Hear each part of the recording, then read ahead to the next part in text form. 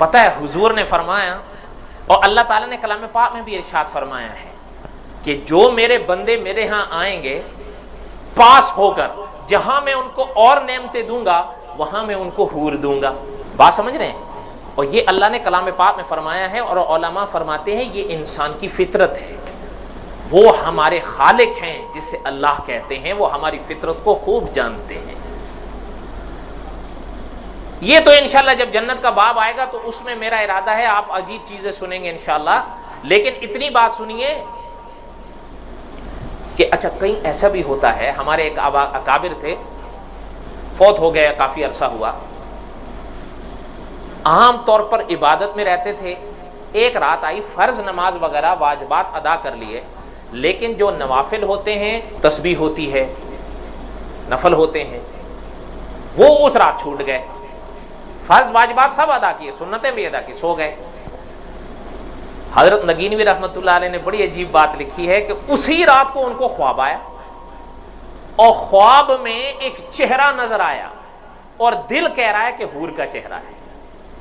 اور پتہ انہوں نے کیا کہا خواب کے اندر؟ حضرت نگینوی رحمۃ اللہ علیہ نے ان کے الفاظ لکھے کہ انہوں نے خواب میں کہا کہ آپ تو آج اپنے نفل وغیرہ چھوڑ کے سو گئے ہو، جبکہ میں آپ کے لیے 500 سال سے پرورش کی جا رہی ہوں،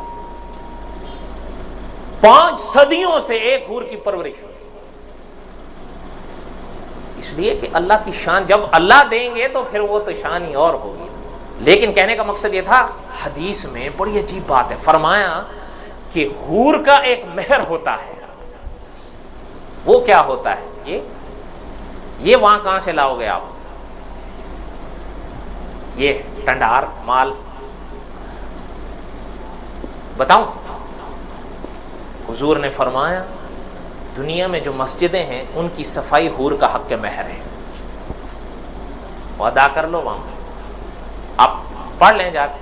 کوئی سمجھ میں آ رہی ہے؟ بات نہیں آ رہی ہے؟ فرمایا جو شخص مسجد کی صفائی کرتا ہے حور کا حق مہر ادا کرتا ہے۔ آپ حضرت ابراہیم اور حضرت اسماعیل کے واقعات قرآن میں پڑھیں، اللہ میاں نے خود اپنے پیغمبر خلیل کو فرمایا تھا کہ میری مسجد کو میرے بندوں کے لیے پاک و صاف رکھنا۔ ایک شخص نے تھوک ڈال دی مسجد میں، حضور آئے، حضور نے صحابہ کو نہیں فرمایا، حضور نے اپنے ہاتھوں سے اس کو صاف کیا، اور صاف کرنے کے بعد حضور نے ہاتھ پر عطر لی اور اس جگہ پر لگا دیا، اور پھر حضور نے ان کی اصلاح فرمائی کہ ایسا نہیں، یہ مسجد ہے۔ کوئی بات سمجھ میں آ رہی ہے؟ نہیں آ رہی ہے؟ حضور نے فرمایا یہاں آنے کا ارادہ ہو تو پھر خوشبو میں آؤ، مفہوم ہے اس کا، جس چیز سے مہک آتی ہے چاہے وہ یہاں کی ہو چاہے وہ یہاں کی ہو، حضور نے فرمایا اس کو زائل کر کے آنا، کیونکہ ان جگہوں پر جسے عبادت گاہ کہتے ہیں خدا کے فرشتے ہوتے ہیں، اور حضور نے فرمایا جس طرح بدبو سے انسان کو تکلیف ہوتی ہے اللہ کے فرشتوں کو ہوتی ہے۔ حور کا حق مہر کیا ہے؟ تو مسجد کی صفائی کیا کرو گے۔